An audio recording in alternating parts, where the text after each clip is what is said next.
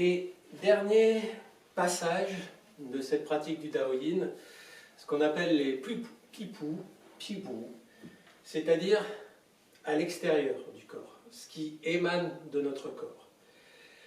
On va passer en douceur, lentement, sur tout le corps. Alors ça peut se pratiquer debout aussi, hein, en plaçant les mains à quelques centimètres de la surface de la peau.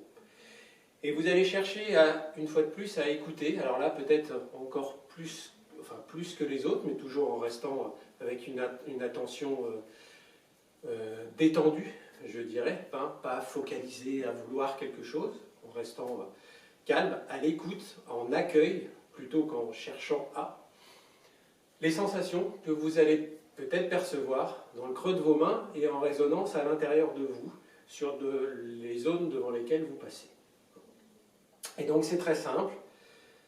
Comme les autres, on va partir de la tête et on va passer de manière un petit peu aléatoire, je dirais. Après, on a chacun nos trajets. Et pareil, si vous connaissez des trajets associés à des écoles de Daoyin que vous connaissez, vous pouvez les suivre. Et puis on écoute.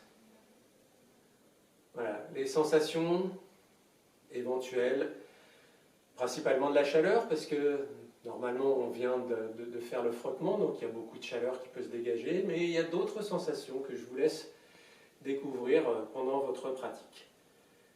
Donc la tête, hein, le cou, l'épaule, voilà, comme les autres, on va descendre par l'épaule, le bras. On peut descendre par l'extérieur, remonter par l'intérieur du bras ou inversement. À vous de voir, c'est pas tout à fait pareil. Deux choses importantes pendant cette pratique. Votre attention, hein, ne vous inventez rien. C'est-à-dire qu'on peut avoir éventuellement des connaissances en médecine chinoise ou des attentes ou des choses comme ça. Ça, c'est un tour du mental qui va justement mentaliser les choses. Il est important d'essayer de coller au plus près aux sensations que vous percevez. Des fois, on perçoit très fortement, des fois, pas du tout. Donc, laissez-vous surprendre par ce que vous percevez de vous-même. Voilà. Donc, ensuite, on peut descendre de l'autre côté. La deuxième chose que je voulais vous dire, c'est ne regardez pas vos mains. La main qui écoute, si on la regarde, on vient justement fausser avec le regard qui est très investi par le mental. Donc je vous conseille soit de fermer les yeux, soit vraiment de regarder ailleurs. Là, vous voyez, je regarde la caméra.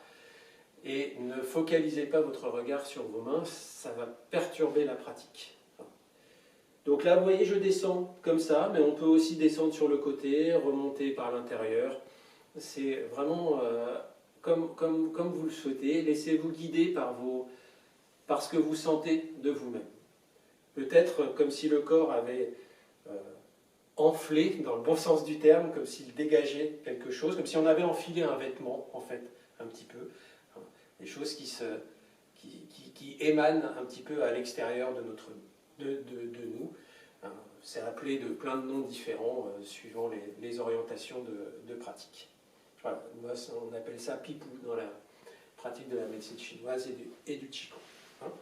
Donc c'est le quatrième niveau du plus profond des os jusqu'à la couche externe du plus dense au plus éthéré, au plus diffus. Voilà, donc n'hésitez pas à me demander si vous avez besoin de conseils par rapport à cette pratique. Et sinon, prenez bien votre temps. Vous pouvez vous caler 1 heure à vous faire que ça, si votre emploi du temps confiné vous le permet. Voilà, bonne pratique à vous et bonne patience. À bientôt.